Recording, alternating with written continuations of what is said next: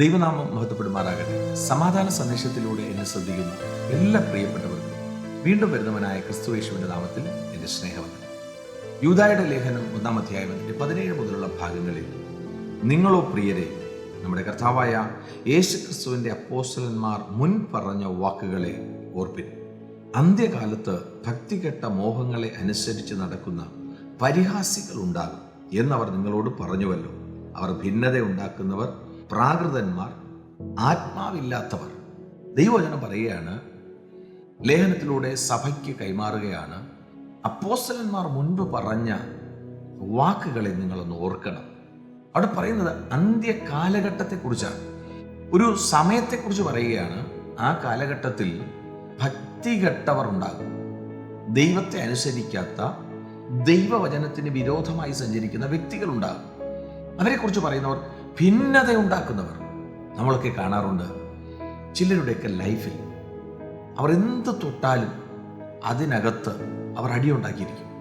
അവരുടെ ജീവിതം കൊണ്ട് അല്ലെങ്കിൽ ഏതെങ്കിലും വിഷയത്തിനകത്തൊക്കെ അവരുടെ ലക്ഷ്യം എങ്ങനെ ഇതിനെ ഭിന്നത ഉണ്ടാക്കാം.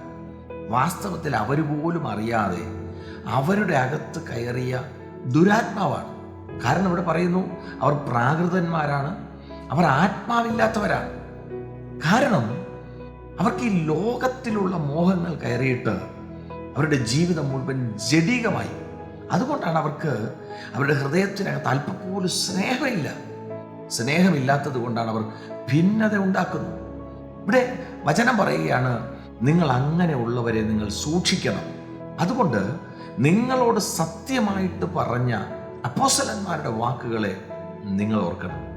അതിൻ്റെ തൊട്ട് താഴോട്ട് പറയുകയാണ്, നിങ്ങളോ പ്രിയമുള്ളവരെ, നിങ്ങളുടെ അതിവിശുദ്ധ വിശ്വാസത്തെ ആധാരമാക്കി നിങ്ങൾക്ക് തന്നെ ആത്മീക വർധന വരുത്തി പരിശുദ്ധാത്മാവിൽ പ്രാർത്ഥിച്ചു. അതിൻ്റെ അവസാനം പറയുന്നു, യേശുക്രിസ്തുവിൻ്റെ കരുണയ്ക്കായി കാത്തിരുന്നും കൊണ്ട് ദൈവസ്നേഹത്തിൽ നിങ്ങളെ തന്നെ സൂക്ഷിച്ചുകൊള്ളും. അപ്പോൾ ഇങ്ങനെയുള്ള കൂട്ടരുടെ നടുവിൽ നിങ്ങൾ നിങ്ങളെ തന്നെ സൂക്ഷിക്കണം. അവിടെ പറയുന്ന ഒരു പദം ശ്രദ്ധേയമാണ്, പരിശുദ്ധാത്മാവിൽ പ്രാർത്ഥിച്ചു. ആത്മാവില്ലാത്ത വ്യക്തികളൊക്കെ മുമ്പിൽ വരുമ്പോൾ നമ്മൾ അവരോട് പ്രതികരിക്കേണ്ടത്, നമ്മൾ ആത്മാവിൽ പ്രാർത്ഥിക്കണം, എന്നിട്ട് നമ്മൾ നമ്മെ തന്നെ സൂക്ഷിക്കണം. ഈ സന്ദേശം കേൾക്കുമ്പോൾ പ്രിയരെ, നമ്മൾ നിൽക്കുന്ന ഈ കാലഘട്ടം, കർത്താവിൻ്റെ വരവ് വാതിൽക്കൽ നിൽക്കുന്ന ഈ കാലഘട്ടം, ഇതുപോലെ ഒത്തിരി വ്യക്തി ജീവിതങ്ങളെ നമുക്ക് കാണാൻ പറ്റും. അവരോടൊക്കെ പ്രതികരിക്കാൻ നിൽക്കാതെ അവർ ആത്മാവിൽ ഒന്ന് മടങ്ങി വന്ന് ദൈവസന്നിധിയിൽ പരിശുദ്ധാത്മാവിനെ പ്രാപിക്കേണ്ടതിന് അവർക്ക് വേണ്ടി പ്രാർത്ഥിച്ചു. ആ വലകളിൽ കുടുങ്ങിപ്പോകാതെ തന്നെത്താൻ സൂക്ഷിച്ചുകൊണ്ട് ദൈവസ്നേഹത്തിൽ നടപ്പാൻ ദൈവം കൃപ ചെയ്യട്ടെ. വിശ്വസിക്കുക, പ്രാർത്ഥിക്കുക. ദൈവം വിശ്വസ്തൻ. God bless U.